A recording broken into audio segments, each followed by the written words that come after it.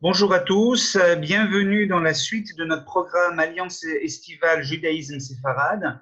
En ce jour un peu particulier, avec cet horaire un peu particulier, Michael Ben Admon a accepté de poursuivre. Il avait fait un premier cours la semaine dernière sur la conversion dans la tradition rabbinique séfarade. Et aujourd'hui, il a choisi un thème qui parlera à beaucoup d'entre nous. Faut-il jeûner le 17 Tammuz? Alors Michael, je te l'annonce tout de suite.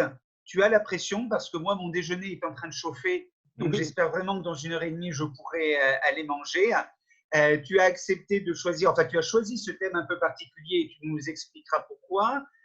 Tu es docteur en philosophie, spécialiste de Halakha, directeur actuellement du programme Atid Israël. Et nous sommes vraiment heureux que tu aies accepté d'introduire. La semaine dernière, tu avais fait la première séance de ce cycle Alliance estivale Judaïsme Séfarade. Aujourd'hui, dans le cadre du 17 Tammuz, les participants voient à l'écran le programme qui va suivre ces prochains temps. Nous en reparlerons à la fin de la séance. Et pour l'instant, je te laisse tout de suite la parole en te remerciant encore une fois d'avoir accepté de donner ce cours en ce jour de jeûne.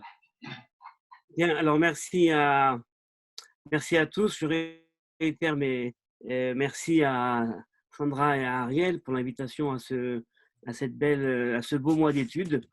Et alors, en effet, la question est une question importante. Faut-il jeûner le 17 Tammuz? Parce qu'en fait, c'est aujourd'hui. C'est aujourd'hui. Donc, si on avait fait le cours hier soir ou ce soir, la question aurait été moins prenante, moins importante. Mais pour ceux d'entre vous qui êtes en plein jeûne, la question est existentielle. Elle n'est pas uniquement théorique. Alors, je vais en fait introduire la question. Pourquoi faut-il poser la question sur le jeûne du 17 Tammuz? En quoi est-ce que cette question est importante et est-elle, je dirais, spécifique aux jeûnes du 17 Tammuz ou alors également aux autres jeûnes? Alors, comme vous le savez, le monde du judaïsme biblique ne connaît pas de réalité de jeûne. On ne connaît pas dans la tradition biblique de jeûne. Et alors, on a en effet le jeûne de Yom Kippour qui est présenté dans la Torah comme étant un des Chamesheta Inuyim, c'est-à-dire une des 5 mortifications. Mais on ne connaît pas, en dehors de cela, qui est présenté encore une fois comme donc une mortification de Yom Kippour, on ne connaît pas de réalité de jeûne. C'est sans doute lié à une certaine conception biblique du rapport au corps. On n'est pas du tout dans une option où le corps doit être mortifié, où il y a une possibilité de lui enlever un des plus grands plaisirs qui est le plaisir de la nourriture. Et donc, c'est assez étonnant qu'à la suite de la destruction de Jérusalem et du premier temple, faites attention à mes propos, de Jérusalem et du premier temple, et pas uniquement du premier temple, eh bien, c'est assez intéressant que les sages donc, ont souhaité, les Névi'im plus exactement, ont souhaité instaurer non pas un petit jeûne pour s'initier à la destruction de Jérusalem et du temple, mais 4 jeûnes. C'est-à-dire qu'on passe d'un monde où on ne connaît pas le jeûne à un monde où on est tous les 2-3 mois, on va dire, appelé à jeûner sur cet événement historique. Alors, historiquement, je vous le rappelle, il y a d'abord le jeûne du Dit Tevet qui est instauré. Le Dit Tevet, donc, c'est là le début du siège sur Jérusalem. Ensuite, il y a le 17 Tammuz, donc aujourd'hui, qui est la première brèche dans la muraille de Jérusalem. Alors évidemment, les sages dans la Mishnah vont également rajouter à chacune de ces dates encore d'autres événements qui vont en fait nous dire que c'était une date bien spécifique, puisque le 17 Tammuz, c'était pas uniquement la brèche dans la muraille, mais c'était également le jour où eh bien, il y a eu d'autres choses qui se sont faites. Bien auparavant, la cassure des tables, l'arrêt du Korban Atamid, le sacrifice donc quotidien dans le temple, encore 5 choses donc. Donc 17 Tammuz. Ensuite le 9 Av, mais pas la même année, l'année d'après, c'est donc la destruction du temple de Jérusalem, du premier temple. Le deuxième temple a également été détruit pour les sages le 9 Av. En vérité, ce n'est pas exactement la même date, mais nous on est juifs, on sait arrondir les choses. Donc on a également dit que le premier et le deuxième temple ont été détruits le 9 Av. Et ensuite, le quatrième jeûne qui a été instauré, eh bien, c'est le jeûne de Gedalia, donc le 3 Tishrei. Et le Gedalia, en fait, c'est le jeûne qui signifie la fin de l'indépendance. Gedalia ou Ben Achikam était le gouverneur sur la Judée qui avait été nommé par l'envahisseur, si on peut dire, qui avait détruit donc Jérusalem et le Temple. Et donc, en nommant Gedalia Ben Achikam dernier gouverneur de Judée, eh bien, il y avait encore un dernier espoir pour les Juifs de Palestine de recouvrir encore l'indépendance et de revenir donc à un État qui ne soit pas un État de soumis. Et alors, lorsque Gedalia Ben Achikam a été assassiné, comme c'est raconté dans le prophète Jérémie au chapitre 48, si je ne me trompe pas, eh bien, à ce moment-là, il y a donc eu une perte d'espoir. Et quelque part, c'était vraiment le début de l'exil. Le premier temple de Jérusalem a été détruit en moins 586. Et donc, c'est important de remettre les choses à leur place, parce que, dans leur contexte, parce que, comme je l'ai dit auparavant, il ne s'agit pas uniquement du temple détruit. Un peu comme si vous imaginez une guerre assez totale qui est donc proclamée contre un peuple, contre un pays. Et puis alors, on se rappelle uniquement d'un bâtiment, aussi important soit-il, comme le temple de Jérusalem, donc la spiritualité du judaïsme. Mais il ne s'agit pas uniquement d'une destruction d'un temple, il s'agit véritablement d'une catastrophe, d'une sorte de génocide qui a touché donc la ville de Jérusalem et tous ses habitants. Le traité talmudique Gittin, donc qui s'occupe des divorces, consacre pas mal de pages autour des pages, à la fin des pages 50-60, sur les différentes visions de la destruction de Jérusalem. Et on a là-bas des descriptifs, historiques ou pas, j'en sais rien, mais en tout cas des descriptifs sur les catastrophes donc, qui touchaient Jérusalem, une pauvreté incroyable, des personnes qui mouraient de faim, des milliers d'enfants tués, des fleuves de sang. Donc, vous voyez, on est vraiment dans une catastrophe nationale et pas uniquement dans une catastrophe spirituelle avec une destruction donc d'un temple spirituel, du temple de Jérusalem. Et donc, c'est important de replacer cela. Historiquement, donc, les jeûnes ont été instaurés juste après. On peut poser une question intéressante. Pourquoi fallait-il instaurer 4 jeûnes et pas un seul? On aurait pu se suffire, disons-le entre nous, d'un seul jeûne. Personne n'en aurait été, je dirais, attristé. Pourquoi faudrait-il 4 jeûnes? Alors là, c'est évidemment une question à laquelle les commentateurs, plus que les historiens, auront des réponses, un peu comme pour dire que dès le début de la catastrophe, le début donc du siège sur Jérusalem, eh bien, on peut identifier déjà le début de la fin. C'est la raison pour laquelle, lorsqu'on identifie une catastrophe qui vient, il faut être bien alerté des différentes étapes de la catastrophe. Pas mal d'ouvrages qui avaient été écrits autour de la Shoah, justement, décrivent les premières règles anti-juives, et même si personne n'imaginait arriver à une catastrophe, à un génocide, mais a posteriori, on comprend bien que dès qu'il y a eu des premières règles et des lois anti-juives, eh bien, c'était quelque part le début de la catastrophe. Je pense que c'est un petit peu le même esprit qu'il faut avoir qu'on comprend les 4 jeûnes, alors qu'on n'était pas encore à la catastrophe. Dès le début, les sages ont souhaité signifier les éléments qui paraissaient anodins, mais qui pourtant, finalement, se révéleront être fatals. Et donc, on a 4 jeûnes. Historiquement, je continue mon petite fresque historique. Historiquement, moins 538, on a la déclaration de Cyrus Hatzarat Koresh, qui lui va faire une déclaration hautement importante qui va permettre aux Juifs exilés de revenir en Israël. On connaît bien cette déclaration. Une partie des Juifs exilés sont déjà bien installés en dehors d'Israël, très bien installés. Les communautés commencent à fleurir. Une organisation qui, on va dire, mène à conserver, à cultiver un judaïsme qui se veut être de plus en plus présent, et peut-être même certaines fois alternatif au judaïsme qu'il y avait donc en Israël à l'époque. Et puis alors, une partie des Juifs vont revenir en Israël avec le fameux Ezra, mais on connaît les textes de Ezra qui nous montrent donc qu'une minorité infime de Juifs vont revenir en Israël. Évidemment, vous imaginez bien que le retour en Israël eh bien, va éveiller immédiatement l'envie de reconstruire Jérusalem et le Temple. Alors, on sait qu'il y a eu un essai de reconstruction, un essai de prendre les choses en main, mais il n'y avait pas de morale au sein du peuple, également sûrement pas assez de moyens financiers. Il fallait faire venir des arbres du Liban, des cèdres du Liban. Il fallait mettre en place une opération qui n'était pas si simple pour des personnes qui revenaient et qui étaient encore, je dirais, sous domination étrangère. Et donc, il y a un petit essai de reconstruction, et puis après, ça s'estompe. Et puis alors, on arrive ensuite en moins 516, puisque le deuxième temple de Jérusalem va être reconstruit en moins 516, 70 ans après la destruction du premier. Et alors, on a dans le prophète Zacharia, un texte très intéressant qu'on va étudier aujourd'hui et qui nous montre justement les réactions des Juifs babyloniens face à la reconstruction du temple et de Jérusalem. Et une question va être posée, et c'est évidemment la question qu'on va aborder dans quelques minutes. Alors, notre étude aujourd'hui s'inscrit dans la journée du 17 Tammuz, mais également s'inscrit dans la journée et dans le mois de l'étude séfarade. Alors, en quoi la question du 17 Tammuz est une question séfarade, si ce n'est que les séfarades aiment bien manger et que ce jour-là, on ne mange pas? Alors, vous imaginez bien que c'est un peu plus profond que ça.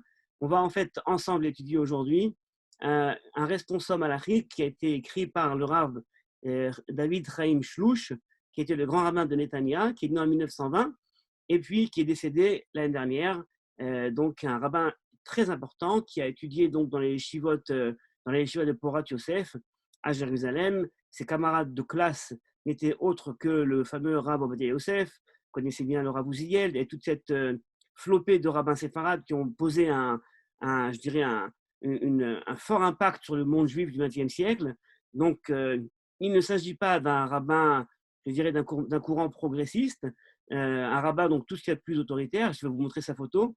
Vous allez voir un rabbin, tout ce qu'il y a de plus orné de signes extérieurs de religiosité, avec un beau chapeau et une belle barbe. Et donc, on va étudier aujourd'hui sa réponse, sa question halachique, qui justement est posée dans ce contexte-là. Et j'aimerais bien également donc situer son analyse, pas uniquement dans une analyse talmudique halachique, je dirais classique, mais justement dans une analyse halachique séfarade. Et on va voir en quelle mesure est-ce que les éléments de réponse qu'il va rapporter dans son texte, eh bien, sont, à mon sens, des éléments de pensée halachique séfarade. Alors, voilà, donc c'est ce qu'on va faire aujourd'hui. Donc, je vous invite à étudier ce texte. Je vais partager des textes avec vous et nous allons ensemble donc les parcourir. Évidemment, nous n'allons pas étudier toute la réponse halachique qui s'étend sur plus de 20 pages, mais je vais ramener des éléments essentiels à la compréhension de cette lecture. Alors, le Rav Shlouch, comme vous le voyez donc, vous voyez, c'est ce rabbin-là, bien orné, qui était grand rabbin de Natania, pour un petit peu, je dirais, situer les choses dans la continuité de ce qui avait été évoqué la semaine dernière. Je dirais uniquement que le Rav Shlouch avait des avis qui n'étaient pas toujours très, je dirais, dans le mainstream de la halacha, alors qu'il était un des géants de la halacha. Il ne faut surtout pas se morfondre. C'était un géant de la halacha qui a écrit donc plusieurs livres. Ces livres de responsa essentiels, donc plusieurs tomes s'appellent Chemda Gnuza, et c'est de là-bas donc qu'on va aujourd'hui étudier ces textes-là. Alors, donc ce fameux Rav Shlouch était celui qui, toute sa vie, avait permis d'allumer l'électricité pendant Yom Tov, et lui, jusqu'à la fin de sa vie, plus de 90 ans, 95 ans, et bien c'est ainsi qu'il était au quotidien. Il rentrait chez lui Yom Tov, il allumait la lumière pour le Oneg Yom Tov, pour le plaisir d'avoir une maison bien éclairée. Et vous imaginez bien qu'évidemment, il était pour cela également critiqué par d'autres collègues rabbins, pas moins importants que lui, qui considéraient que le Hashmal, l'électricité, ne devait pas être utilisée à Yom Tov. Mais enfin, il avait une façon de réfléchir très audacieuse, très indépendante, et quelque part, il a écrit dans ses livres justement les conceptions halachiques qu'il avait. On n'a pas le temps évidemment d'en parler, mais on pourrait en parler pendant longtemps de cette grande figure du judaïsme séfarade, israélien, qui n'a pas encore été, je crois, assez étudiée et assez travaillée. Alors, regardez la question qu'il pose, et on va essayer de prendre cette question également dans une réalité, je dirais, du peuple juif aujourd'hui. Alors, tous les textes que nous verrons aujourd'hui sont en hébreu, d'une part, mais également traduits en français d'autre côté, pour les personnes qui ont des difficultés avec l'hébreu. Donc, je vais lire immédiatement l'hébreu pour faciliter la chose et être plus rapide. La question qu'il pose, faut-il jeûner les 4 jeûnes de nos jours? Donc, vous voyez, question intéressante. De nos jours, alors que le peuple d'Israël est revenu sur sa terre et qu'il n'est plus assujetti aux nations, excusez la faute d'orthographe, bien au contraire, nous sommes souverains en Israël, donc il positionne sa question par rapport au fait israélien, la souveraineté israélienne, mais vous allez voir que ce n'est pas nécessaire. Se pose de nouveau l'ancienne question, continuerai-je à pleurer au 5e mois en pratiquant des abstinences comme je l'ai fait voilà plusieurs années? Sommes-nous encore tenus de jeûner ces 4 jeûnes ou alors nous est-il interdit de jeûner, tous sauf le 9 Av, qui est le jour de la destruction du temple? Le 9 Av dans le Talmud, comme on le verra, a un statut bien particulier. Il est quelque part, je dirais, plus grave, plus important que les 3 autres jeûnes qu'on a cités auparavant, donc le 10 Tevet, le 17 Tammuz et le 3 Tishrei. Et si l'on vient à conclure qu'il faille les annuler, sont-ils annulés de facto, de par notre présence sur la terre d'Israël et notre liberté et souveraineté, ou alors doivent-ils être annulés par une institution publique? Donc la question que pose le Rav Shlouch est une question au fond très simple. Avec l'établissement de l'État d'Israël, il y a une nouvelle réalité au sein du peuple juif, qui est donc la souveraineté juive sur la terre d'Israël. Et il semblerait, mais on ne sait pas encore pourquoi, on va le découvrir après, et il semblerait que cette nouvelle réalité ait des conséquences halakhiques. Et disons-le nous immédiatement, il n'est pas du tout question d'idéologie. C'est-à-dire que le Rav Shlouch ne pose pas sa question dans le cadre d'une pensée sioniste, dans le cadre d'une pensée sioniste laïque ou religieuse, qui va considérer l'État d'Israël comme l'avènement futur de la rédemption finale. Donc, dans un cadre de pensée messianique, il pose une question tout à fait halakhique, qui pour lui ne dépend pas donc d'une conception messianique, mais qui est donc, je dirais, liée à une vision, à une étude de certains textes. Alors, quel est le fondement de cette question? Alors, nous allons prendre le texte du prophète Zacharie. Le prophète Zacharie, donc Zecharia Navi, eh bien, va nous relater un événement qui s'est passé quelques années avant la reconstruction du deuxième temple. Donc, le deuxième temple est reconstruit en moins 516, donc on est environ autour des années moins 518, moins 520. On est par là-bas. Alors, il nous raconte quelque chose d'intéressant. Regardez ce qu'il nous dit. Il arriva dans la 4e année du roi Darius, Dariabesh, que la parole de l'Éternel fut adressée à Zacharie le 4e jour du 9e mois de Kislev. La ville de Beth-El avait envoyé Char Etzer, Regem-Meler et ses gens pour disposer favorablement de l'Éternel et pour poser aux prêtres qui sont au service de la maison de l'Éternel et aux prophètes la question suivante. Donc on a un témoignage sur une délégation de juifs babyloniens qui arrivent en Israël poser une question au prophète Zecharia. Alors, comment je sais la date? Parce que c'est la 4e année du roi Dariabesh et c'est plus ou moins donc 2-3 ans avant la construction donc du second temple. Et donc on a ici des personnes qui ont été exilées en moins 586, qui ont une permission de revenir en Israël avec Sirius en moins 538, mais qui ne sont pas revenus, et puis qui entendent de près ou de loin qu'à Jérusalem, il y a un groupe qui s'attache à reconstruire le temple de Jérusalem, et donc nécessairement, il se pose la question évidente, au fond, les jeunes ont été institués sur la destruction du temple et de Jérusalem. Maintenant que Jérusalem et le temple est en train d'être construit, et on va le voir bientôt reconstruit, eh bien, au fond, peut-être que la question des jeunes doit s'annuler. Donc, question tout à fait légitime, je dirais, question halakhique standard.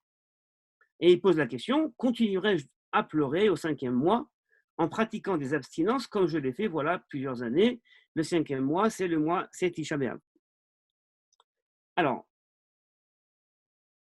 Alors, la parole de l'Éternel me fut adressée en ces termes. Donc, c'est le prophète Zacharie qui répond. Porte à tout le peuple du pays et aux prêtres la parole que voici. Quand vous avez jeûné et gardé le deuil au 5e et au 7e mois, donc Tisha B'Av et Tishrei, et cela durant 70 années, est-ce donc pour moi que vous avez observé ce jeûne? Et quand vous mangez et que vous buvez, n'est-ce pas vous qui mangez? N'est-ce pas vous qui buvez? Réponse assez énigmatique. Parce qu'il répond vraiment comme un juif. On lui pose une question, il pose une autre question. Mais où est la réponse? On a posé une question très claire. Doit-on continuer à jeûner ou non?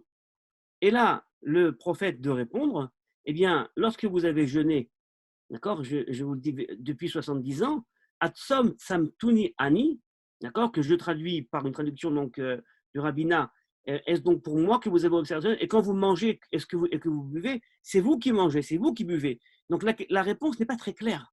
D'accord? Il n'y a pas une réponse, je dirais, assez claire dans ces propos-là.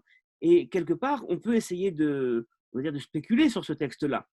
Peut-être leur dit-il je vais essayer de prendre ce texte-là dans une réalité historique, faire une réduction historique. Peut-être leur dit-il, écoutez, mes chers amis, vous savez que vous me posez la question, c'est très bien, mais le jeûne que vous faites depuis 70 ans, et donc que vous faites vous-même, vous avez accepté ce jeûne, qu'est-il pour vous ce jeûne? Est-ce uniquement une action ritualiste, c'est-à-dire vous êtes dans une perspective ritualiste où vous faites ce qu'on vous dit, parce que au fond parce que c'est ce que les sages ont décrété, ou alors vous vous posez également d'autres questions qui sont peut-être liées aux sources et aux raisons de la destruction.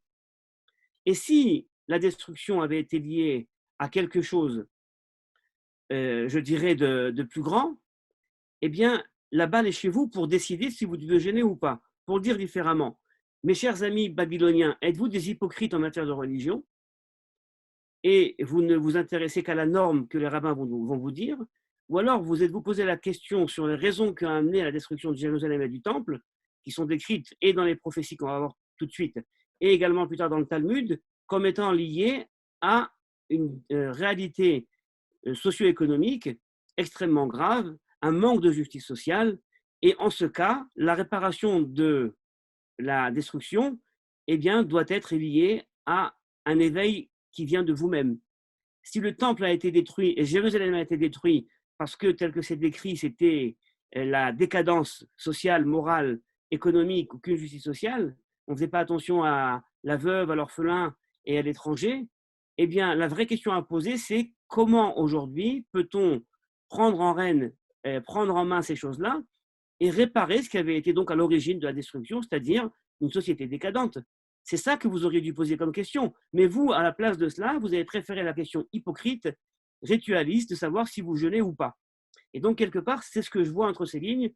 Vous allez voir que la suite des versets va dans ce sens. Alors, la parole de l'Éternel me fut adressée en ces termes.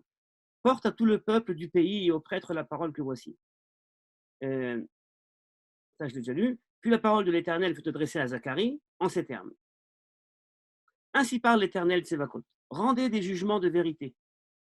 Pratiquez l'un envers l'autre la charité et la pitié. N'opprimez pas la veuve et l'orphelin, l'étranger et le pauvre. Ne méditez pas dans votre cœur de méchanceté l'un contre l'autre. Vous voyez, on est tout de suite dans un registre extrêmement moral. Ça nous rappelle rapidement les textes également du prophète Isaïe, qui, lorsque il voit l'apport des sacrifices au temple, eh bien, il dit, mais au fond, le bon Dieu vous dit qu'il n'en a rien à faire de ces sacrifices. Vous avez les mains remplies de sang, vous ne vous rendez pas compte qu'il y a des choses essentielles que vous zappez, et vous venez quand même ramener vos sacrifices. Donc, vous êtes dans une démarche uniquement ritualiste. Mais autrefois, on avait refusé d'écouter. On avait présenté une nuque rebelle. On s'était bouché les oreilles pour ne pas entendre. On avait rendu son cœur dur comme du diamant, pour rester sourd à l'enseignement et aux paroles dont l'Éternel Tsévakot, par son inspiration, avait chargé les anciens prophètes. En gros, les prophètes vous ont dit, à l'époque du temple et de Jérusalem construite, les prophètes vous ont averti. Ils vous ont dit, vous êtes une société qui ne fait pas attention aux choses essentielles. Et vous n'avez pas fait attention à ça, vous n'avez pas écouté les prophètes. Alors, qu'est-ce qu'il y a eu en conséquence à ça? Il y a eu un grand courroux de la part de l'Éternel. Et de même qu'il avait appelé sans être écouté, ainsi appelait-il à leur tour sans que j'écoutasse, dit l'Éternel. Je les ai dispersés parmi tous les peuples qu'ils ne connaissaient point, et le pays a été désolé derrière eux, abandonné par tout talent et venant. Ainsi, ils en ont fait d'un pays délicieux une solitude. Vous voyez, le point essentiel ici, bien, c'est dans le changement de perspective. Alors qu'une personne aurait pu facilement dire, au fond, nous, on n'a rien fait, on était tranquille, peinard à Jérusalem, et on a Nabucodonosor qui vient et puis qui va nous conquérir, qui va nous détruire le temple et Jérusalem dans une vision de conquête politique, mais nous sommes des victimes. Eh bien, vient le texte de Zacharie qui va être ensuite donc, je dirais, bien travaillé par les sages dans le Talmud et va dire, vous n'êtes pas des victimes, c'est vous les responsables. Si tout ça s'est passé, c'est parce que vous n'avez pas été à la hauteur, parce que vous n'avez pas écouté les appels des prophètes de rétablir ici une société juste et équitable. Donc vous voyez que la perspective du prophète est très intéressante et quelque part on pourrait dire que la réponse donc qu'il donne à cette délégation, c'est une réponse en fait qui est accusatrice dans un sens, vous n'êtes pas responsable de ce que vous dites. Alors, on continue dans l'étude du chapitre 8 de Zacharie, et là, on a une phrase qui va être ramenée, qui va être peut-être un peu plus, je dirais, claire, mais qui reste quand même pour une part énigmatique. Le prophète continue et dit, la parole de l'Éternel me fut adressée en ces termes. Ainsi parle l'Éternel. Le jeûne du 4e mois, donc c'est le 17 Tammuz, c'est aujourd'hui, parce qu'on compte les mois à partir de Nissan.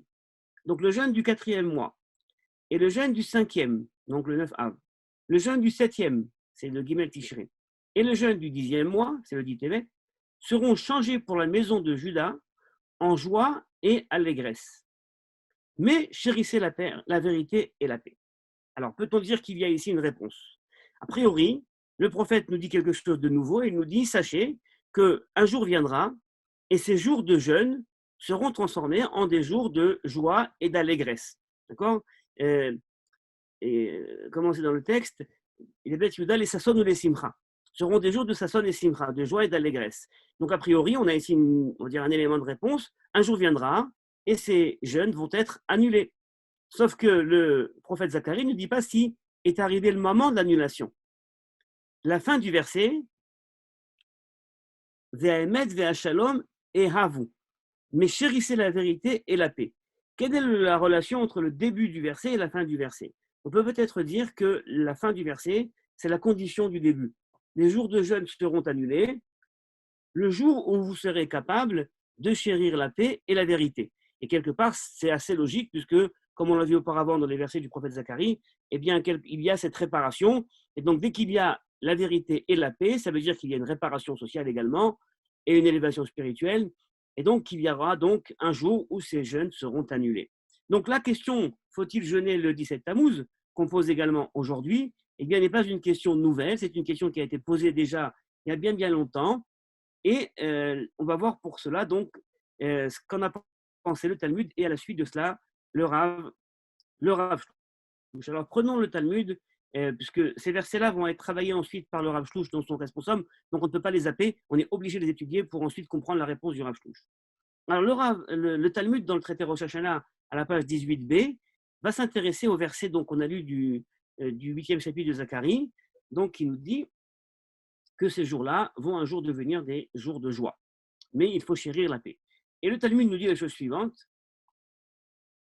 C'est ainsi, je ne vous donne pas le contexte général du débat talmudique au sein duquel apparaissent ces données-là, ça serait un peu trop long. Mais le Talmud nous ramène un propos au nom de Rav Papa, qui dit la chose suivante. Le verset, en fait, il y a une difficulté dans le verset. Parce que d'un côté, le verset nous dit que ces jours-là sont des jours de jeûne, et d'autre côté, il nous dit que ce sont des jours de joie.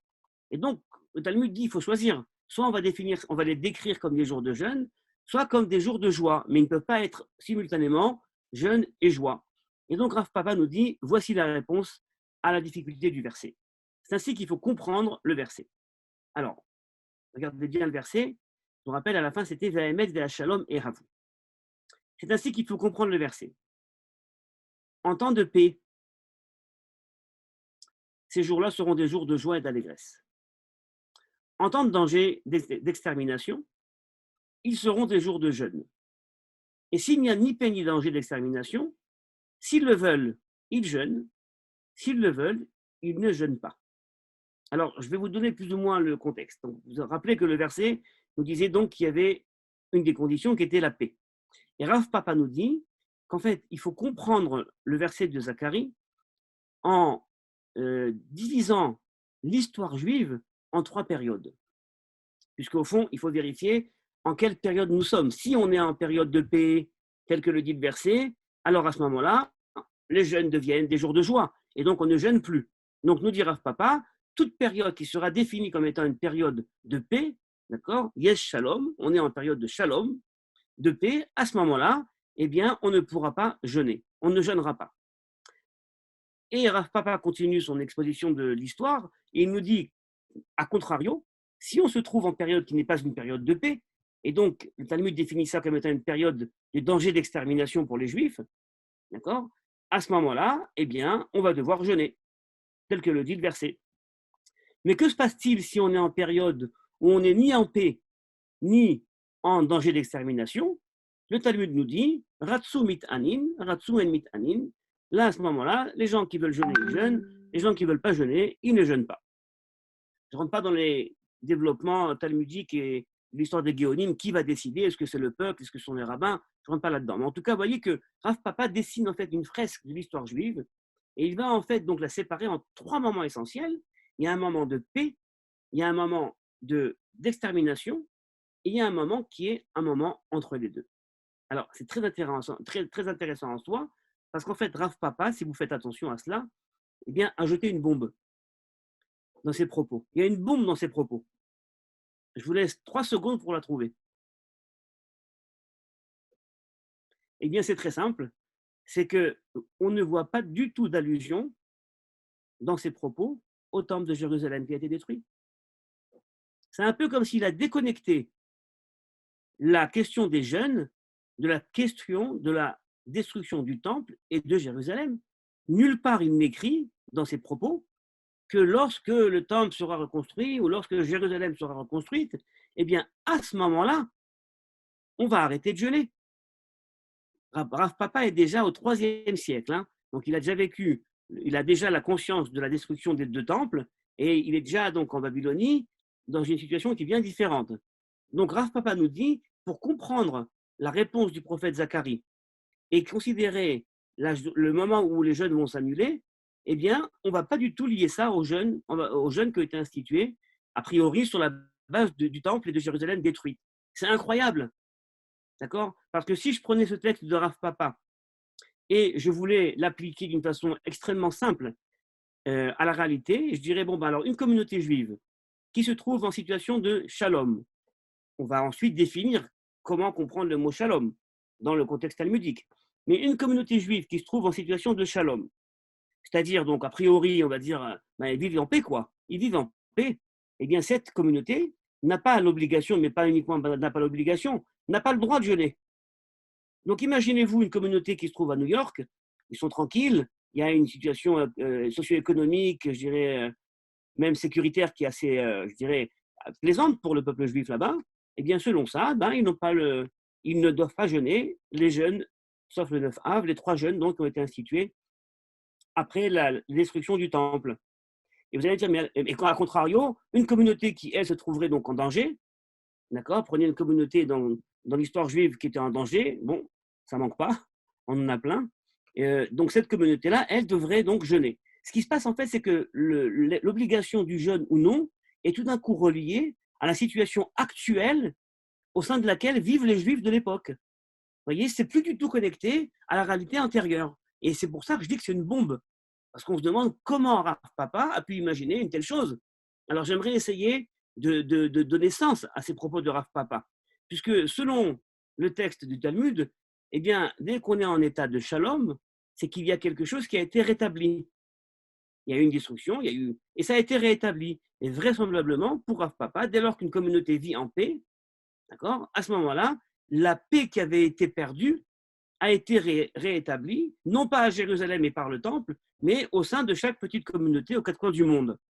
D'accord? C'est le pshat, c'est-à-dire c'est le sens littéral du Talmud. Même un rabbin, qui est un rabbin aujourd'hui de Neturei Karta, qui respire l'antisionisme, qui déteste l'État d'Israël, d'accord, ne pourra pas s'éloigner de ça. Parce que ce n'est pas une question idéologique, c'est une question biblique talmudique.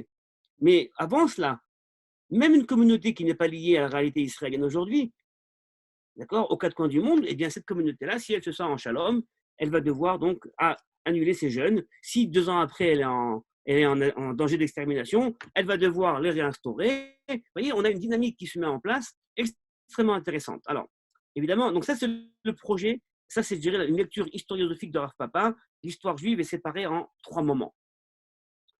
Maintenant, sur ces propos de Rav Papa, eh bien, nous avons au moins 3 commentaires qu'on va lire maintenant. Et vous allez voir que ça devient extrêmement intéressant, cette histoire-là. Je n'ai pas averti avant de commencer, mais c'est vrai que c'est un véritable voyage biblique, talmudique, commentateur post-talmudique et ensuite halachique 20e siècle. Mais bon, on n'est pas à la première.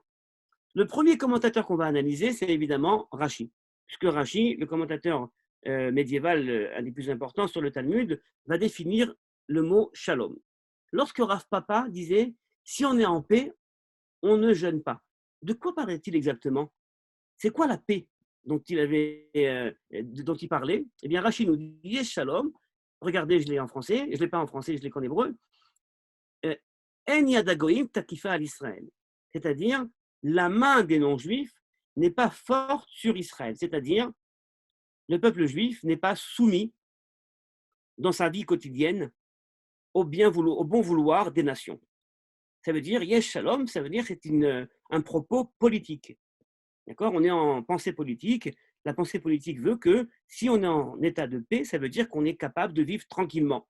On n'est pas harcelé, on n'est pas mouvementé, on n'a pas de danger d'être foutu à la porte un beau matin. On vit tranquillement, installé. On a une gestion de notre communauté qui nous permet de vivre, qui nous permet de pratiquer notre spiritualité, nos commandements.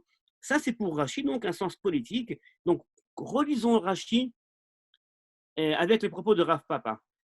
Lorsqu'une communauté se trouve en état d'autonomie, d'accord, autonomie politique, eh bien, à ce moment-là, elle n'a pas le droit de jeûner.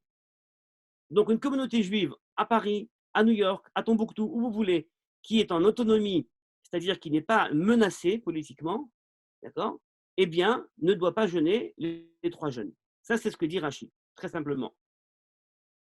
Rachi continue, il nous dit, ces jours-là seront des jours de Sasson et Simcha, de joie et d'allégresse, et il nous dit, les aser besped ou betaranit, c'est-à-dire, ce sont des jours où il est interdit de jeûner.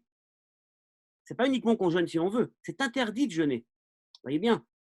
A contrario, si on est en situation de shmad, c'est-à-dire donc de danger d'extermination, à ce moment-là, on doit jeûner. Et pourquoi on va jeûner? Non pas pour le temple de Jérusalem et Jérusalem, mais on va jeûner parce qu'aujourd'hui, on est en danger. Et quelque part, le danger qu'a guetté Jérusalem et le temple à l'époque, eh bien, continue encore d'exister. Et c'est pour ça qu'on va jeûner aujourd'hui. Vous voyez comment il y a une actualisation du sens des jeûnes dans la pensée de Rav Papa. Donc ça, c'est le sens que Rachi va donner au propos de Rav Papa. Un autre commentaire, eh bien, c'est le commentaire de Rabbi Aaron Akohen Milunil, Rabbi Aaron Akohen de Lunel. Donc, on avait, vous savez, pas mal de sages qui étaient là-bas en Provence, à Lunel, on avait aussi pas mal de sages. Et Rabbi Aaron Akohen Milunil, lui, a une autre interprétation du mot shalom.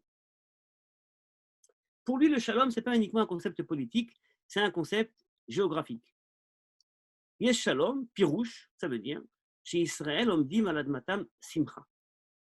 C'est quoi dans la réalité une situation pour le peuple juif qui est une situation de paix? Eh bien, c'est lorsque le peuple juif se trouve sur sa terre joyeusement. C'est-à-dire, il n'est pas en danger. D'accord? Il n'est pas en danger. Alors, évidemment, vous allez me dire d'où il sort ça? Eh bien, parce que, vraisemblablement, il met le focus sur l'exil qui a eu lieu après la destruction du temple. Et dès lors qu'il y a un retour sur la terre d'Israël, eh bien, le problème de l'exil a été réparé. Il y a un retour, et à ce moment-là, c'est plus la peine de jeûner. Mais alors, comment va-t-il comprendre le reste? Parce que ça, c'est de la paix. Donc, c'est géographique. Alors, comment est-ce qu'il va comprendre situation, le contraire de la paix, qui est donc situation de shmad, d'extermination? Eh bien, il va dire, c'est très simple. C'est quoi la situation d'extermination? C'est quand le peuple juif n'est pas sur sa terre. Et donc, dès lors que le peuple juif ne sera pas sur sa terre, il va devoir jeûner. Donc là, on a quelque chose de géographique. Mais encore une fois, qui n'est pas non plus lié au temple et à la destruction du temple, mais à Jérusalem, l'exil et au retour. D'accord? Regardez, En Gzera ve'en Shalom. Alors, c'est quoi ensuite l'étape intermédiaire, ça qui est intéressant? Eh bien, c'est lorsqu'il n'y a ni danger ni de paix. Alors, qu'est-ce qui se passe au niveau des Juifs? Ils sont où? Ils sont en Israël ou c'est pas en Israël? Il y a une situation, vous voyez, qui n'est pas claire à comprendre. Parce que soit le Shalom, c'est quand on est en terre d'Israël, on ne jeûne pas. Quand on est en dehors d'Israël, on jeûne. Mais alors, c'est quoi la situation intermédiaire? Il n'y a ni Shalom, ni Shmad, ni extermination. Alors, ce n'est pas quelqu'un qui a un pied en terre d'Israël et un pied sur le territoire d'à côté. D'accord? C'est un peu complexe pour lui. Donc ça, c'est la deuxième réponse. Troisième réponse de Rabbeinu Hananel, commentateur également égyptien, qui était au Caire, pardon. C'est quoi pour lui le Shalom? Gizman sheyesh Shalom, klomar kozman shebet hamikdash kayam. Et lui, Rabbeinu Hananel nous dit, mais enfin, c'est absurde tout ça. lorsque Rav Papa nous dit qu'on est en situation de paix, évidemment qu'il fait allusion au temple détruit. Et donc, il ne peut y avoir de paix que s'il y a le temple reconstruit. Et donc, il va quelque part relier ça donc au temple et en fait nous dire, dès lors qu'il y a le shalom, ça veut dire qu'il y a le temple, alors on est dans des jours de joie et d'allégresse, on n'a pas le droit de jeûner. Si on a une situation de xéra, c'est-à-dire des décrets d'extermination, à ce moment-là, eh bien, on jeûne, il n'y a pas de temple, d'accord? Mais qu'est-ce qui va se passer entre-temps? Alors, ceux qui veulent vont jeûner, ceux qui veulent vont pas jeûner. Regardez un petit peu le tableau que j'ai fait ici pour comprendre un petit peu je dirais les limites de chaque commentateur. Je vous rappelle, Rachi avait dit, c'est quoi la paix? C'est une paix politique. Donc, si on est en autonomie, alors à ce moment-là, on n'a pas le droit de jeûner. Donc, si on est en état d'extermination, il faut jeûner. Si on est entre les deux, c'est-à-dire qu'on est une communauté, on vit quelque part, on est assez tranquille, mais bon, on ne sait jamais ce qui peut nous arriver, quoi. On a le gouverneur local qui peut venir et nous dire du jour au lendemain, bon, vous n'êtes pas tout compte fait à votre place, vous payez le tribut ou vous foutez le camp. Donc, c'est un peu entre les deux. Et sachez que dans les commentateurs de ce sujet, une grande partie, et Maïmonide en premier, considérait que l'histoire du peuple juif s'était essentiellement passée dans cet état intermédiaire. On n'est pas en paix absolue, mais on a une certaine indépendance, mais on n'est pas non plus en danger de termination. Donc pour Rachi, ça marche, les trois périodes de Rav Papa. Paix, intermédiaire et extermination, ça marche. D'accord? Mais Rabbi Aaron Akwel, lui qui nous avait dit quoi? Il nous avait parlé de la dimension géographique. Comment rentrer son commentaire dans les propos de Rav Papa? S'il y a de la paix, ça veut dire qu'on est en Israël. S'il y a une extermination, ça veut dire qu'on est en dehors d'Israël. Mais c'est quoi l'intermédiaire? C'est pas clair, vous voyez? Donc son commentaire est un peu difficile à entrer dans les mots de Rav Papa. Et Rabbeinu Hananel qui lui nous disait que la paix, c'est lorsque le temple a été reconstruit. Donc s'il y a la paix, c'est le temple reconstruit. S'il n'y a pas de paix, c'est donc le temple non reconstruit. Mais c'est quoi la situation intermédiaire exactement? Vous voyez, c'est pas clair. Donc vous voyez bien que de ces trois commentaires, qui sont les trois commentaires les plus importants, il y a uniquement le commentaire de Rachi qui propose une lecture politique en fait, qui donne du sens. Donc je répète le commentaire de Rachi, ça veut dire lorsqu'il y a une paix, c'est-à-dire lorsqu'il y a une autonomie à la communauté et par extension lorsqu'il y a souveraineté. D'accord? La souveraineté, c'est en fait l'extension de l'autonomie, donc c'est une lecture politique. Dès lors qu'il y a donc une lecture politique, c'est donc ce qui ressort pour comprendre la situation. Et voyons à propos, donc à partir de maintenant, on va rentrer donc dans l'analyse du Rav Shlouch. Comment le Rav Shlouch, lui, va donc lire ces textes-là? Alors tout d'abord, il commence par nous faire un petit résumé et il nous dit la chose suivante. Il y a donc discussion sur le sens du mot paix. Ça apparaît dans son commentaire après 15 pages d'analyse. Hein. C'est là à la fin. Il y a donc discussion sur le sens du mot paix. Selon certains, tant que le temple n'est pas reconstruit, il n'y a pas de paix. Et de nos jours, il n'y a pas de paix, mais pas non plus de danger. On jeûne si on le désire. C'est-à-dire que nous dit le Rav Shlouch que dans tous les cas de figure, selon tous les commentateurs, même ceux qui vont parler du temple, en fait, on est en situation intermédiaire. On n'est ni en état de paix, ni en état de danger. D'accord? Parce qu'il n'y a pas de temple. Et pour ceux qui sont, selon la lecture politique de Rachi, on est évidemment en temps d'autonomie. Et donc, nous le dit, dans tous les cas de figure, on devrait arrêter de jeûner. D'accord? Selon d'autres, bien que le temple ne soit pas reconstruit, tant que les nations n'assujettissent pas le peuple juif et où le peuple réside sur sa terre, c'est une situation de paix et il est interdit de jeûner, même si on le désire.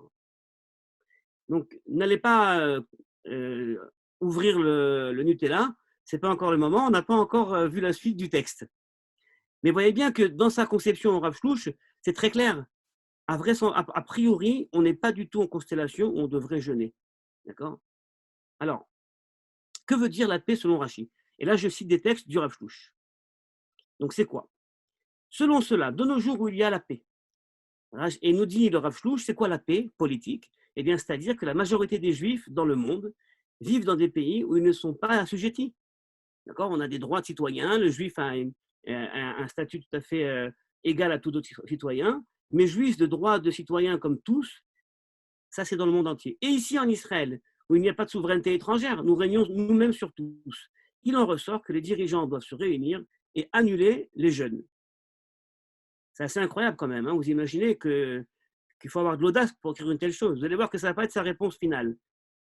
Mais il est en tout cas entièrement, je dirais, honnête avec la lecture du texte talmudique et il va en tirer les conséquences immédiates.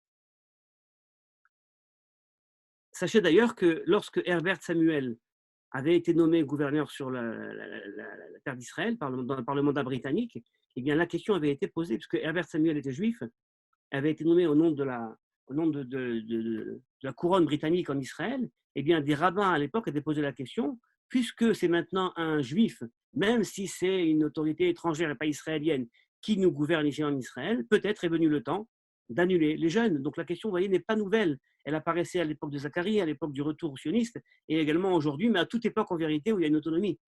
Alors que nous dit encore donc le Rav Shlouch sur la conception de Rachi? N'allons pas croire que nous sommes en fait en situation de dépendance économique et politique face aux grandes puissances de ce monde, en Israël aujourd'hui. Et nous sommes ainsi toujours assujettis aux nations. Oui, ça va, il y a un État d'Israël souverain, mais au fond, si les États-Unis vont dire A, on fera A, s'ils disent non, on ne fera pas. Donc on n'est pas vraiment libre, on n'est pas vraiment en situation de paix et d'autonomie. Il répond non, car au temps du deuxième temple, nous étions sous la tutelle de l'Empire perse, et ensuite grec, et ensuite romain, et cela ne nous a pas empêché d'instituer des jours de fête pour commémorer des miracles et d'annuler les jeûnes à cette époque. À plus forte raison en est-il aujourd'hui, puisque vous avez sûrement posé la question, qu'en était-il à l'époque du Second Temple? Alors que est-ce qu'à l'époque du Second Temple, les jeûnes avaient été conservés? Alors, on a une discussion entre les différents commentateurs, mais vraisemblablement, c'est comme ça que Maïmonide le comprend, à l'époque du Second Temple, les 3 jeûnes, d'Itevet, 17 Tammuz et 3 Tishrei, ont été annulés et on n'avait jeûné que le 9 Av. Après que le deuxième temple a été détruit, eh bien, les 3 jeûnes qui avaient été annulés ont été réinstitués. D'accord? Donc, en vérité, la question du jeûne n'est pas liée à la question de la domination. Alors, on a ici également un texte intéressant. Pourquoi faut-il se déconnecter du temple de Jérusalem? Alors, il nous dit parce que le temple n'était pas en fait un symbole spirituel, c'était un symbole de souveraineté. On peut considérer que ceux qui voient la situation de paix dans la reconstruction du temple, donc Rabbeinu Hananel, acceptent également l'idée selon laquelle la paix est une situation d'autonomie et de non-dépendance des nations. Et ainsi, nous n'avons pas deux avis contradictoires. Pourquoi? Parce que depuis que le temple a été détruit, le peuple n'a pas eu vraiment de période d'accalmie et de tranquillité. Et donc, quelque part, lorsqu'on dit le temple a été détruit, c'est en fait le symbole donc de la souffrance du peuple. Et lorsqu'on dit le temple a été reconstruit, c'est un symbole donc de la reconstruction et de la paix. Mais pas nécessairement que le temple a été également reconstruit. Et depuis la destruction, nous n'avons pas connu de plus belle période de puissance et d'installation sur notre terre qu'aujourd'hui. Donc, vous voyez bien que quelque part, la question du Rav Shlouch est une question fondamentale. Et pour y répondre au fond, eh bien, on aurait pu imaginer qu'en tant que décisionnaire audacieux, eh bien, il va décider de tirer les conséquences et de dire tout simplement que les jeûnes à part Tisha B'Av sont annulés. C'est ce qui ressort de toute l'étude de ce texte-là. D'accord? Il ne faut pas du tout mépriser l'étude jusqu'à maintenant. Le sens premier de tous ces textes-là qu'on a vus maintenant, c'est bien que les jeûnes doivent être annulés. Et s'ils ne sont pas annulés par des rabbins ou par une autorité compétente, même si on n'a pas le Sanhédrin, eh bien, ils doivent être annulés de facto. Et pourquoi, pourtant, le Rav Shlouch eh bien, ne va pas arriver à cette conclusion? Il va nous dire, eh bien, malgré tout cela, il faut encore garder les jeûnes. Alors, il y a un texte que vous n'avez pas devant vous, mais qui est très important, où lorsqu'il pose la question, il dit pourquoi, au fond, les sages ne se réunissent pas et n'annulent pas les jeûnes. Alors, il dit, j'aimerais étoffer la question qu'il pose en disant, et c'est lui qui l'écrit, il faut considérer la situation du peuple juif qu'on voit une norme halachique. Le peuple juif aujourd'hui, dans sa grande majorité, ne jeûne pas. Ces jeunes-là, qu'on appelle les petits jeunes. C'est faux, halachiquement, mais le peuple appelle ces jeunes les petits jeunes. 17 Tammuz, 3 Tishrei et 10 Tevet. Il dit, ils ne jeûnent pas. Et donc, au fond, pourquoi déclarer que ces jeûnes sont aujourd'hui obligatoires? Parce que lorsqu'on dit qu'ils sont obligatoires, qu'est-ce qu'on va faire en fait? On va uniquement, je dirais, inculper ces gens qui ne jeûnent pas, mais ils ne jeûnent pas pour des raisons X, Y, mais en fait, s'ils le savaient, ils auraient eu le droit de ne pas jeûner.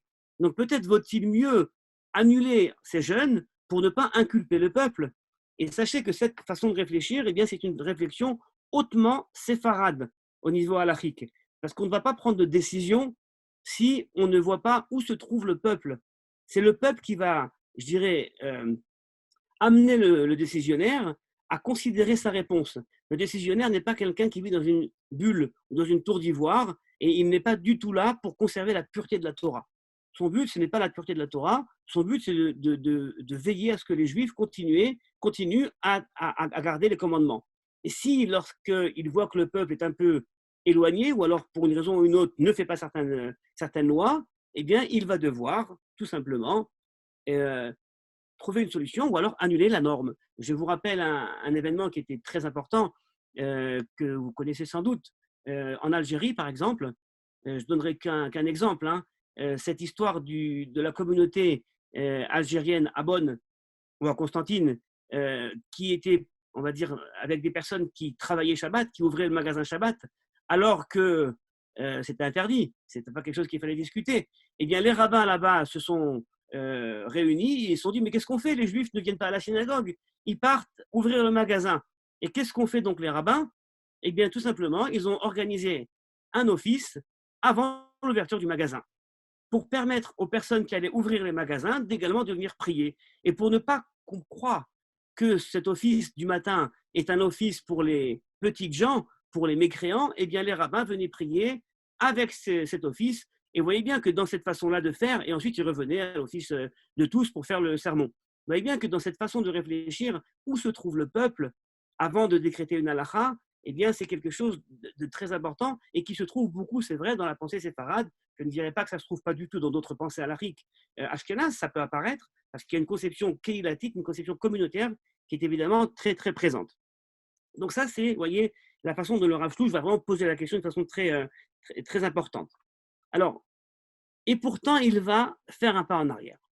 Maintenant, vous n'avez pas devant vous la réponse du Rav Shlosh en hébreu, mais je peux vous le dire, elle est environ de 15 pages, donc d'un grand bouquin, où il montre qu'aujourd'hui, les jeûnes doivent être annulés.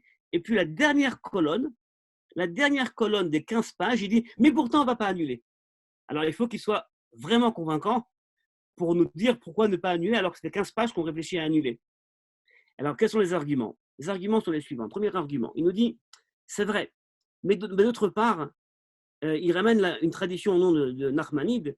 Nachmanide écrit dans sa définition de la paix, un autre sujet, il faut que le peuple juif soit partout en sécurité.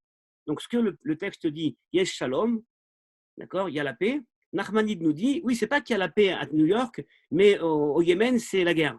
Non, la paix, ça veut dire qu'il faut qu'il y ait une paix dans tout le monde juif, dans toutes les communautés du peuple juif, parce que sinon, qu'est-ce qui va se passer?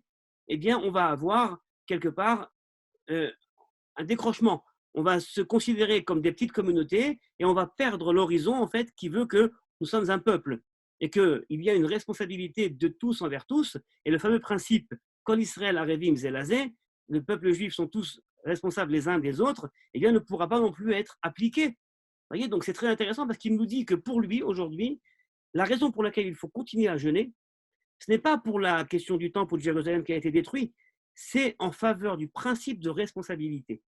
Et le principe de responsabilité de tous les juifs envers tout le monde, d'accord, je ne vais pas aller manger mon casse-croûte parce que moi, je me sens en sécurité à New York ou à Tel Aviv, alors que je sais que j'ai un frère qui est autre part, qui lui est en insécurité, d'accord, je ne vais pas manger mon casse-croûte ce jour-là parce que je vais faire preuve de désolidarité. Vous voyez, donc cette idée du peuple un et d'une seule norme, eh bien, est très intéressante. Donc ça, c'est en vue du principe de solidarité qu'il faudra continuer à jeûner. Et selon lui, c'est pour cela que les communautés d'Israël de toute époque ont jeûné.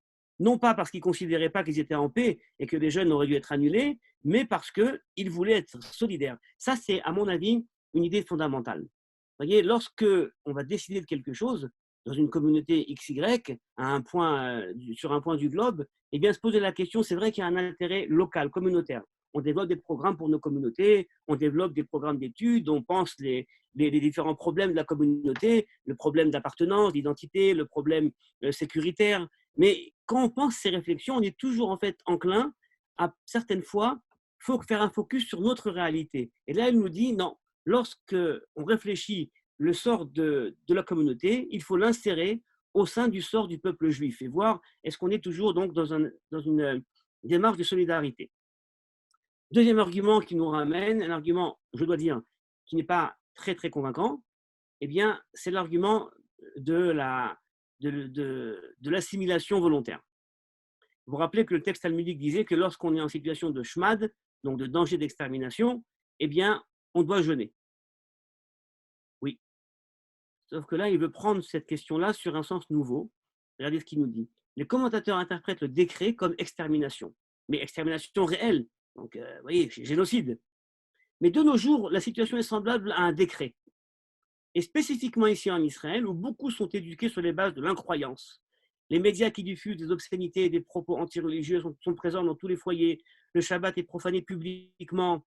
Et donc, cette situation est réellement comparable à un décret d'extermination, même si elle n'est pas imposée par personne, mais relève à première vue de la volonté des individus. En gros, à mon avis, il se plante totalement sur la compréhension de ce qu'est l'assimilation. D'accord ? L'assimilation, c'est vrai que c'est un peu différent. En vérité, cette situation est le fruit d'une politique d'assimilation menée par le gouvernement, car si les lois et les politiciens étaient fidèles au judaïsme, tout serait différent. Cette politique est donc un véritable décret d'extermination. Là, il fait attention à ce qui se passe en Israël. La politique israélienne, selon lui, si elle avait été beaucoup plus proche des valeurs du judaïsme, éduquée aux valeurs du judaïsme, à ce moment-là, eh bien, il y aurait moins d'incroyance. C'est un petit peu simple de dire ça. Je ne pense pas que le choix religieux, le choix spirituel, le choix de la pratique soit nécessairement découle d'un choix politique ou découle de ce que vont nous dire nos politiciens. Je crois même que loin de là.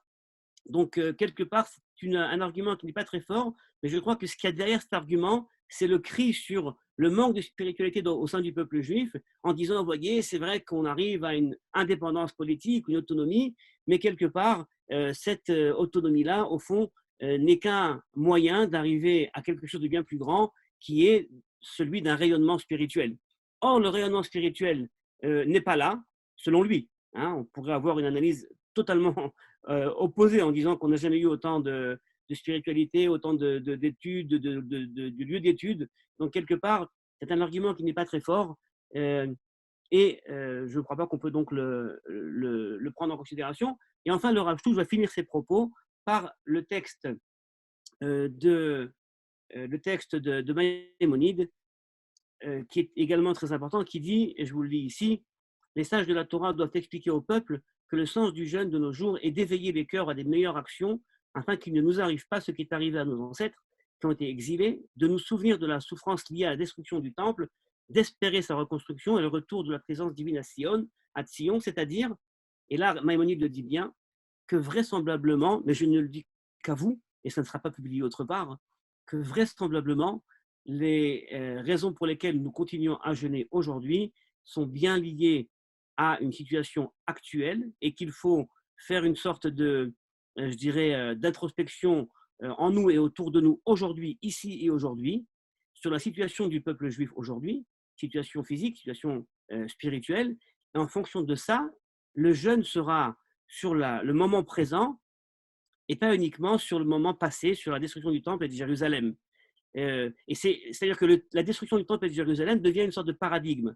Si on est dans la continuité de ce paradigme, eh bien, on peut jeûner. D'accord ? C'est ça, en fait, que nous dit Maïmonide, que nous disent les textes du Talmud et nous dit également le Rav Shlosh. Et je crois que c'est important parce que, quelque part, le moment où quelqu'un vient jeûner, eh bien, il faut savoir pourquoi je jeûne. Moi, je n'ai pas honte de vous le dire ouvertement que lorsque je jeûne aujourd'hui, je n'ai pas nécessairement des larmes sur le temple de Jérusalem qui a été détruit parce que je n'ai pas connu ce temple. Je n'ai pas vécu ce qui était décrit comme étant une grandeur spirituelle. Je n'ai pas vécu. Donc, je peux lire évidemment à droite à gauche des choses qui me montrent qu'on a perdu une certaine dimension spirituelle qui était vraisemblablement assez unique dans l'histoire du peuple juif, mais je ne l'ai pas vécu. Mais par contre, je peux vous dire que si la raison du prophète pour laquelle le temple a été détruit, c'est qu'il y avait un manque de considération morale, sociale au sein de la société, ça, je peux le faire. C'est-à-dire qu'aujourd'hui, lorsque je vais jeûner le 17 Tammuz, je me dis, il faut prendre par les deux mains les problèmes qui étaient aux origines de la destruction du temple,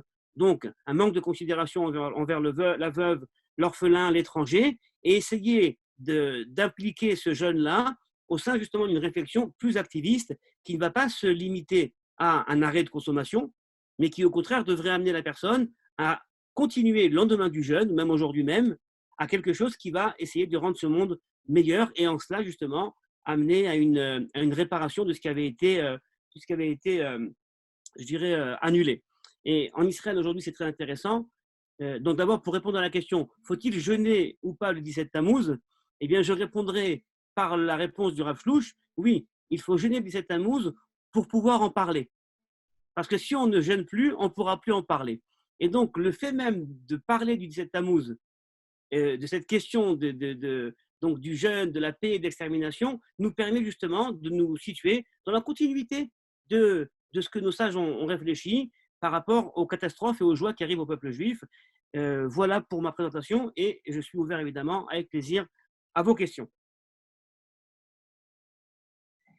Merci beaucoup, Michael, pour ce cours passionnant, même si la conclusion me déçoit, tu l'auras évidemment compris. J'aimerais revenir à un petit point avec toi sur l'importance de ces jeunes, notamment par rapport à Tisha B'Av, parce que malgré tout, ce qui ressort de ton propos, c'est que Tisha B'Av a un statut particulier que n'ont pas le 17 Tammuz, Asara B'Tevet et le 3 Tishri et Tzom Gedalia.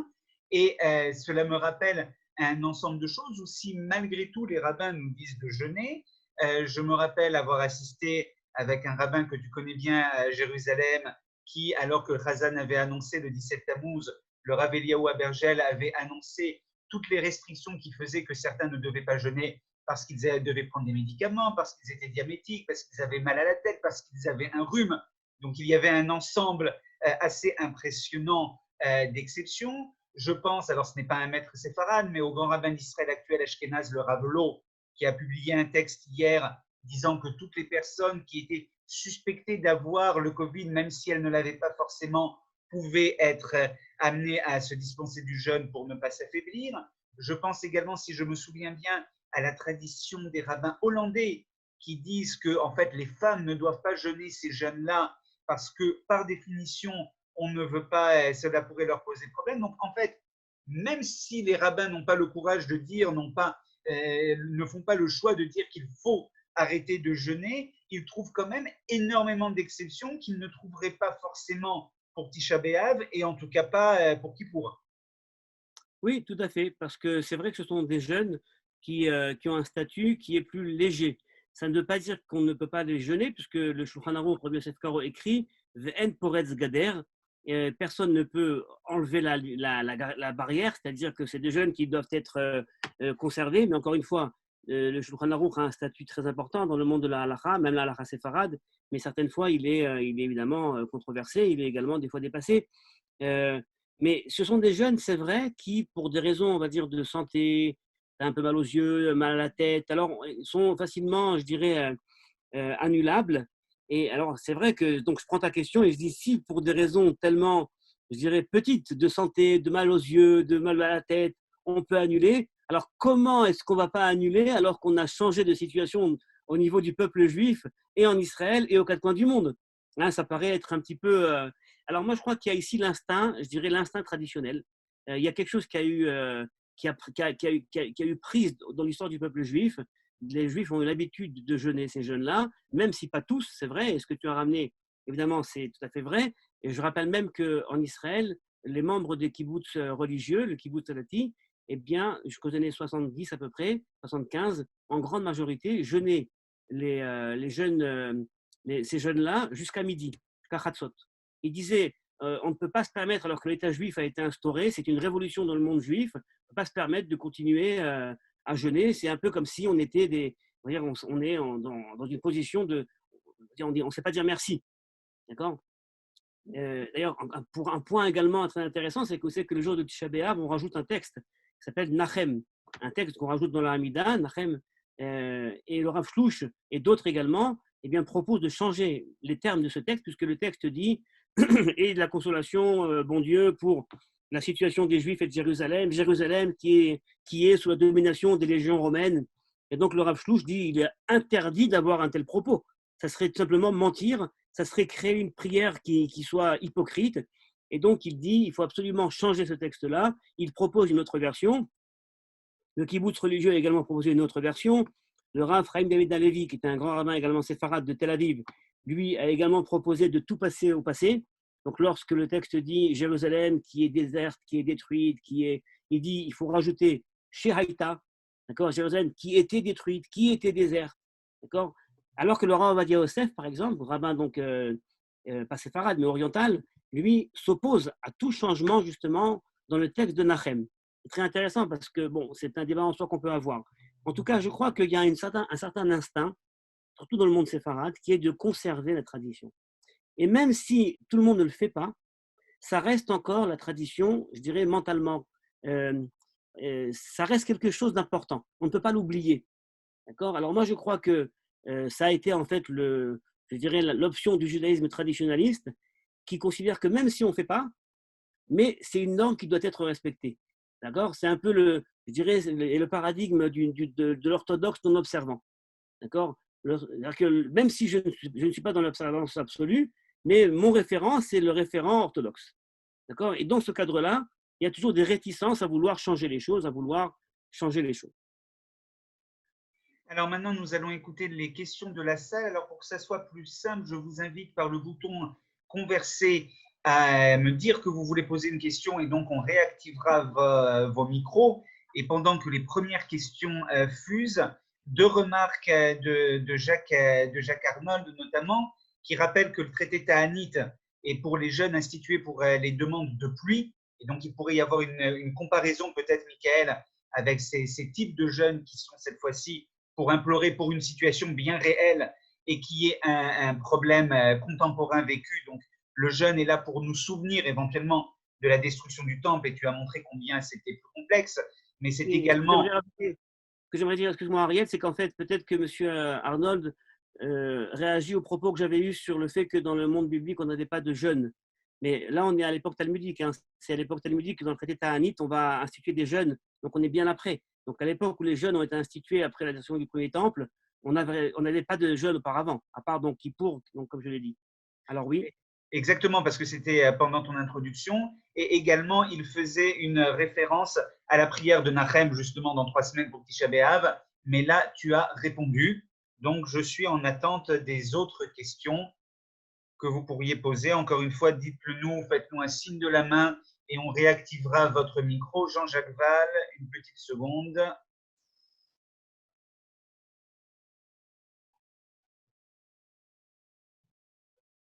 Cela va marcher. Voilà, allez-y Jean-Jacques. Ça devrait marcher. Ça marche, Ariel? Ça marche? Oui, oui, oui, allez-y, allez-y. Je voudrais simplement, premièrement, remercier pour ce cours qui était exceptionnel, mais je voudrais revenir un petit peu à la question, à la question, au texte de Rav Papa, Bisman Sheyesh Shalom. Alors, la question se pose effectivement, et ça a été évoqué, qu'est-ce que ça veut dire en termes de qui est concerné, Bisman? Est-ce que c'est l'individu qui vit dans la paix? Est-ce que c'est la communauté, New York, Paris, etc. Ou c'est vraiment quelque chose de collectif? Et je voudrais simplement ajouter que la réponse qui consiste à dire que tant qu'il y a des Juifs qui sont dans le danger, on ne peut pas le faire, me paraît vouloir retarder à Biat HaMashiach le moment où on pourra le faire, parce qu'il y aura toujours des Juifs qui sont en danger. Est-ce qu'on ne pourrait pas utiliser aussi la formule du Rov, c'est-à-dire quand la grande majorité est en paix, eh bien, on est dans une période chez Yesh Shalom. Alors, merci pour la question. C'est vrai que le texte donc de Rav Papa ne stipule pas s'il est question d'un individu, d'une collectivité, mais vraisemblablement, c'est comme ça que je comprends le texte, qu'on parle d'une communauté. Puisqu'on parle de Xerat Malchut, on parle donc le mot Shmad qui apparaît, extermination, avait été dans d'autres versions, la version en tout cas du Talmud de Rashi, avait été Xerat Malchut, donc un décret vraiment du roi, si vous voulez, et il n'y a pas de décret du roi sur un individu. Il est question généralement donc de décrets sur des communautés. L'histoire des communautés juives nous montre, et on le sait, que les communautés étaient certaines fois appelées donc à déménager, à être délocalisées. Donc c'était quelque chose qui était beaucoup plus, je pense, collectif que particulier, qu'individuel. Maintenant, dans le monde des commentateurs post-talmudiques, eh bien, on a, comme on dit, bakol mikol kol. On a de tout. On a certains qui vont poser le point sur l'élément collectif, sur le rov, comme par exemple donc le texte sur le fait de se trouver en terre d'Israël. Il parle d'un rov, d'accord. Il ne parle pas de tout Israël. Donc c'est vrai que c'est un texte en fait qui est à la fois, comme je l'ai dit, une certaine bombe dans le monde talmudique, et d'autre part qui reste encore très très plastique. est très élastique, c'est-à-dire qu'il a quand même, on n'arrive pas vraiment à délimiter les limites de l'application de ces principes-là. Alors, ça, c'est pour la première question. La deuxième question concernant la solidarité. Alors, je suis d'accord avec vous que cette question de la solidarité, d'une part, je dirais, éveille en nous le sentiment d'altruisme et de convivialité, d'importance du peuple, et ça éveille en nous le plus beau des sentiments que peut avoir dans le peuple juif. On ne laissera pas un seul juif quelque part sans penser à lui. Mais d'autre part, c'est vrai que c'est un argument, je dirais, qui va castrer la possibilité d'application de cette loi-là. Et je dois vous dire que c'est assez intéressant que dans le monde même, je dirais, israélien, sioniste religieux, où le concept de messianisme est très fort sur l'État d'Israël, le début de la rédemption, on aurait pu imaginer que dans ce monde-là, eh bien, tous ces textes-là soient vraiment, je dirais, intégrés et même, on va dire, appliqués.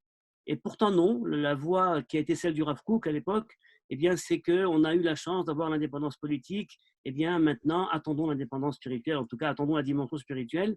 Mais je crois que c'est une sorte de compromis par rapport au texte, parce que le texte est beaucoup plus clair que cela, et le texte définit véritablement des possibilités donc d'annuler les jeûnes. Pour ma part, comme je l'ai dit, je crois qu'il est important. La question du jeûne, c'est une question intime, hein, personnelle, chacun fait ce qu'il veut, on s'en fout en vérité, et chacun prend sa décision, personne n'est là pour dire s'il faut jeûner ou pas. Mais je crois que garder et conserver la date du jeûne comme étant une date qui sera significative pour en parler, eh bien ça c'est important. D'ailleurs en Israël aujourd'hui, eh bien le jour du 10 Tevet, du 9 Av surtout, donc, est récupéré en Israël par pas mal de mouvements pour établir des groupes de réunion entre laïcs et religieux sur la base justement d'essayer de réparer ce qui n'avait pas été fait. Alors, nous avons une question dans le chat de Madeleine Cohen qui sera un peu plus politique. Nous verrons ce que tu pourras répondre, Michael. Est-ce que l'État d'Israël applique le shalom, la justice pour tous, l'égalité des droits pour l'étranger, puisque ce sont des conditions? Ah, c'est une vraie question, ça. C'est une vraie question. Alors, la question, ce n'est pas si l'État d'Israël applique le shalom, d'abord, pour être vraiment dans le cadre du sujet. C'est est-ce que la situation de shalom représente l'État d'Israël aujourd'hui? Donc, autonomie ou pas? Ça, c'est si on considère le shalom dans un sens politique. Maintenant, si on considère le shalom dans un sens plus spiritualiste, alors à ce moment-là, ça serait en effet, quelle est la sorte de… quelle est cette justice qui est appliquée aujourd'hui en Israël? Alors, c'est un débat assez important, mais je ne vais pas vouloir, je ne serai pas trop tranché, mais je dirais d'une façon assez claire qu'à mon avis, en Israël aujourd'hui, il y a une volonté d'arriver à des droits égaux pour tous les citoyens. Ça, c'est une volonté, et pour ça, c'est très bien, même si, dans les faits, concrètement, quelqu'un qui se promène soit dans l'est de Jérusalem, soit dans des villages bédouins dans le sud, eh bien, il verra qu'en effet, tous les droits ne sont pas toujours les mêmes.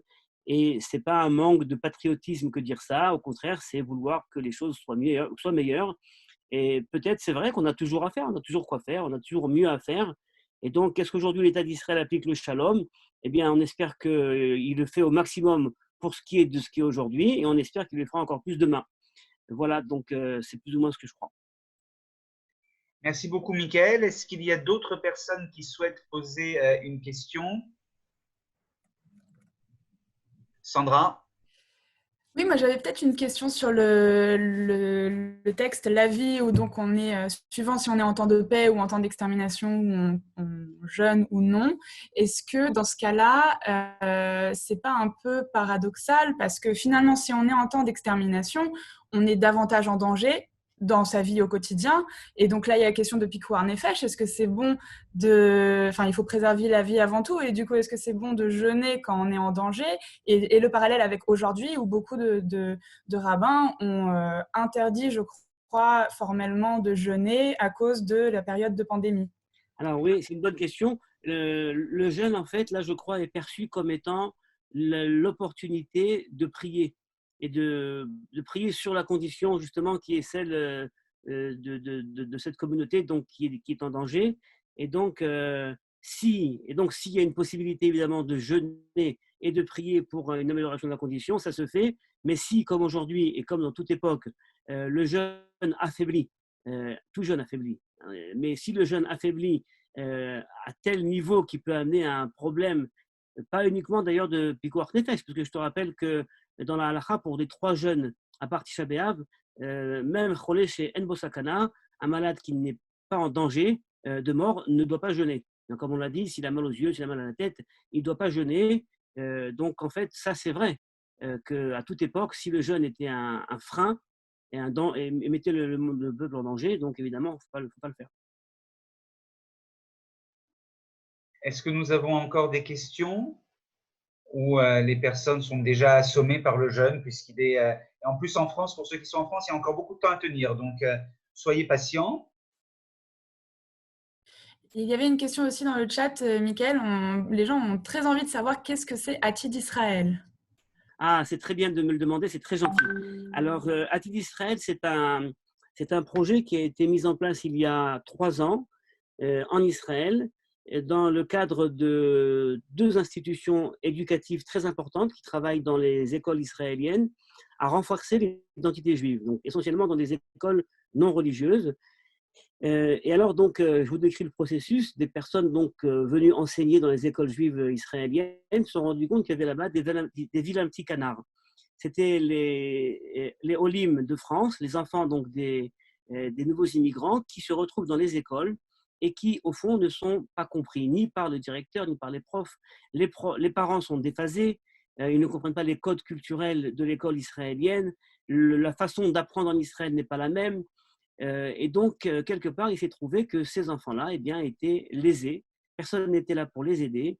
Et donc, il y a donc cette structure de Atid Israël qui s'est mise en place pour introduire au sein des écoles des profs, des tuteurs qui étaient français, francophones et qui donc feraient la zone tampon entre l'école et l'école et les parents et l'enfant.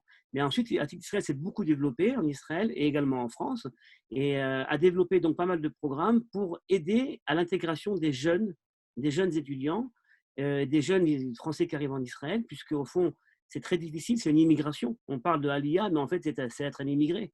Et on ne connaît pas la langue, on ne connaît pas les codes.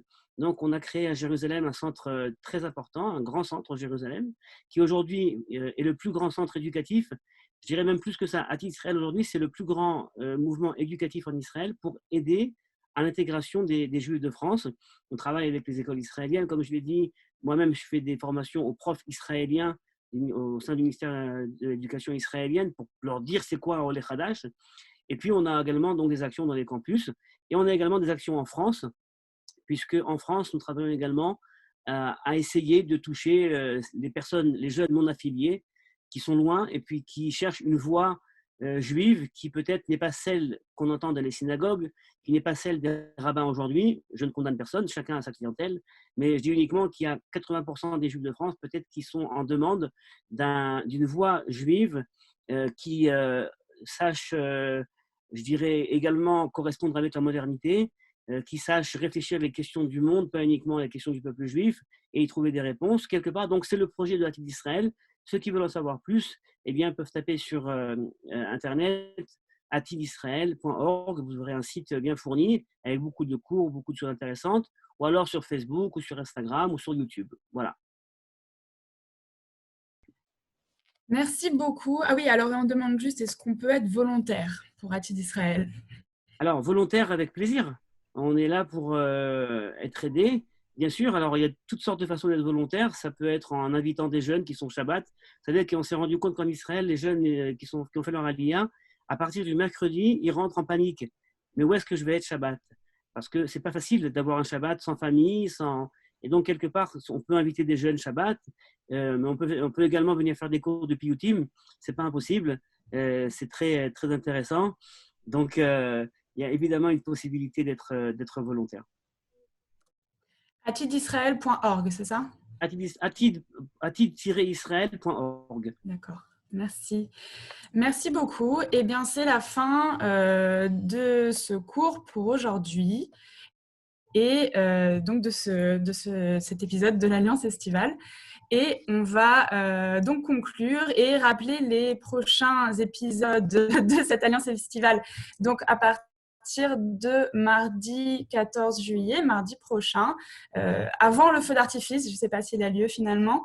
Clémence Boulouk nous fera un cours depuis New York sur les modernités séfarades à travers la pensée d'Elie Boina-Moseg. Ensuite, jeudi 16 juillet, on commence un cycle de 2 cours avec le Rav Yitzhak Shuraki de Mizrach Shemesh en Israël sur la justice sociale dans la tradition rabbinique séfarade. Et on aura ensuite le 21 juillet Meir Baracher qui présentera son livre sur les Juifs dans le Coran.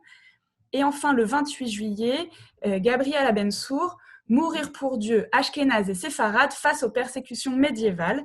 Vous pouvez continuer à vous inscrire sur le site aiu.org, soit pour le programme complet, soit pour chaque cours. Merci encore, Michael Benadmon, pour ce cours. Et Tzom Kal, bon jeûne à tous et bonne journée.